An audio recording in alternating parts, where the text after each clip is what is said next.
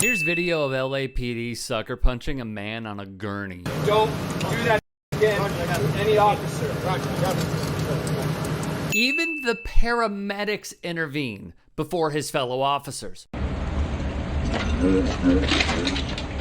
Now, regardless of what happened previously, considering the spotlight that is on not just the LAPD, but policing in general. Since 2007, the United States has collectively spent over $100 billion on policing annually. That number has increased dramatically in the past 35 years. With the ridiculous spending, each city commits to departments to terrorize its communities.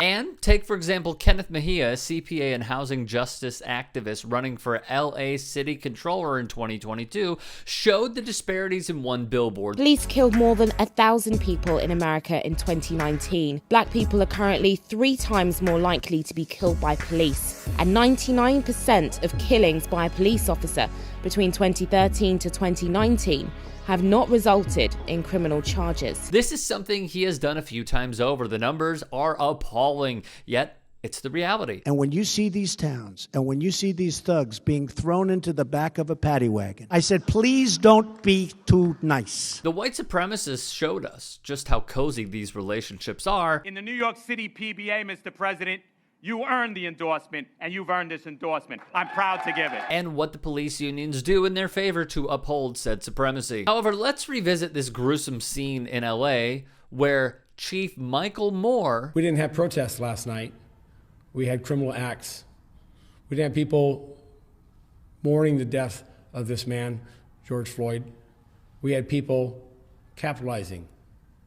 His death is on their hands. Said this a Black Lives Matter protest last summer. According to the LAPD, the incident started Saturday when suspects carjacked a Honda in the San Fernando Valley, eventually crashing the vehicle at 2nd and Hubbard.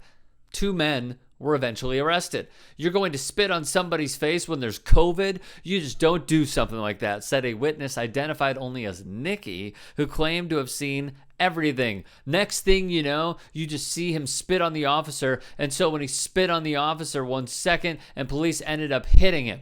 While it's a disgraceful act, I personally find it rich. They're one of the least vaccinated police forces in the entire country. LA Sheriff Alex Villanueva. Joining us now with more is LA County Sheriff. A man who oversaw his deputies taking and sharing photos of Kobe Bryant, Gigi Bryant, and the 7 other dead bodies the day of the helicopter crash. An individual who showed his arrogance in saying the requirement for vaccinated people to wear masks is not backed by science and contradicts the U.S. Centers for Disease Control and Prevention guidelines.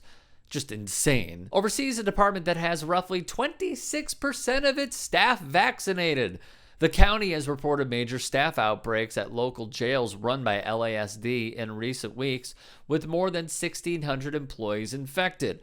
Recently, a 10th employee, Officer Becky Strom with the LAPD, passed away from complications of COVID-19 amid rising coronavirus cases across the region and within the department. Currently, the officer who punched the suspect on the gurney is suspended until the investigation concludes.